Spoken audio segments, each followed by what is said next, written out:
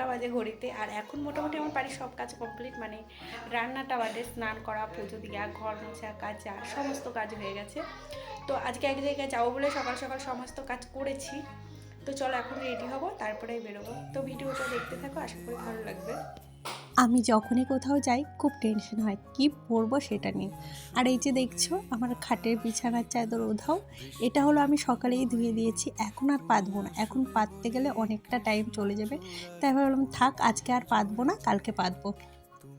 তো এই যে রেডি হয়ে গেছি, মেয়েকেও রেডি করে দিয়েছি, আর এখন বেরিয়ে পড়বো আর সন্ধ্যাবেলা আসবো। আমি রেডি হওয়ার পর এই যে মেয়েকে রেডি করিয়ে নিয়েছি। মেয়েকে আর স্নান করাইনি, যেহেতু ওর কদিন আগে প্রচণ্ড ঠান্ডা লেগেছিলাম। আর এই রোদে বেরিয়ে মনে হচ্ছে কেন সানগ্লাস পরে এলাম না।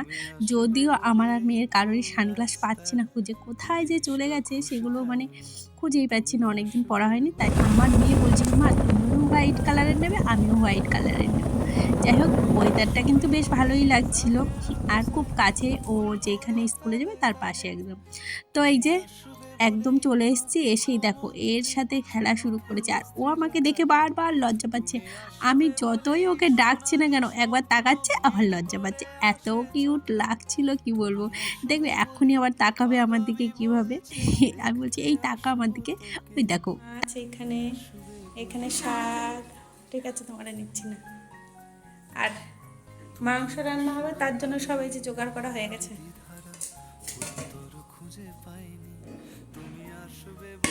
দাদা কালকে রাতেই ফোন করেছিল, বলছিল তোমরা হাঁস খাবে কি না। এসে দেখি দাদা না হাঁস না মুরগি কেটেছে দাদাদের বাড়িরই, আর দাদা মুরগি কাটতে পারে, আর তার জন্য এই যে দাদা কাটছিল আর আমি একটু ভিডিও করছিলাম। দাদা নিজেও জানেন।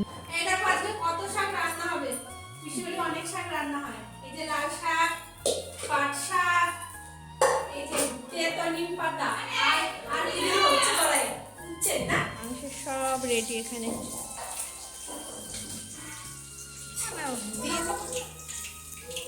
আমার মেয়ে পাগল কিসে তোলবো, কিসে এটা তোলবো।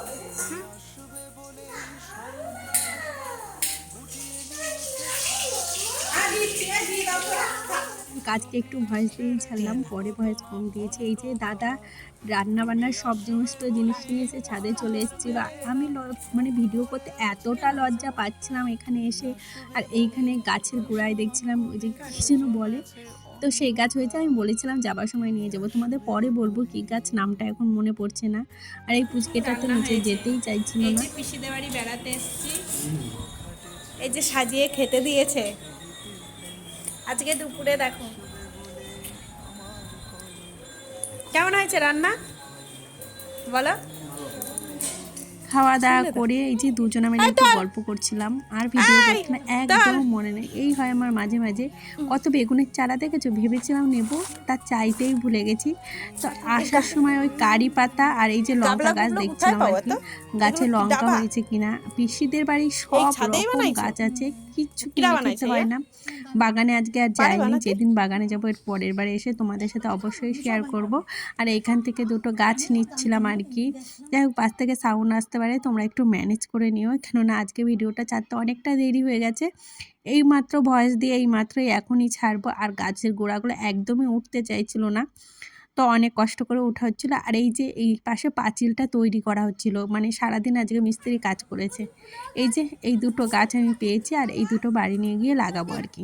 এই যে এই মাত্র জাস্ট ভিডিওটা মানে শেষ করলাম, মানে এডিটিংয়ে করা হয়ে গেছিলো, বাট ভয়েসটা দেওয়া বাকি ছিল, তো সেটাই দিলাম। তো ভিডিওটা কেমন লাগলো অবশ্যই জানিও। তো আজকের মতো টাটা, দেখা হবে নেক্সট ভিডিওতে। তো চলো।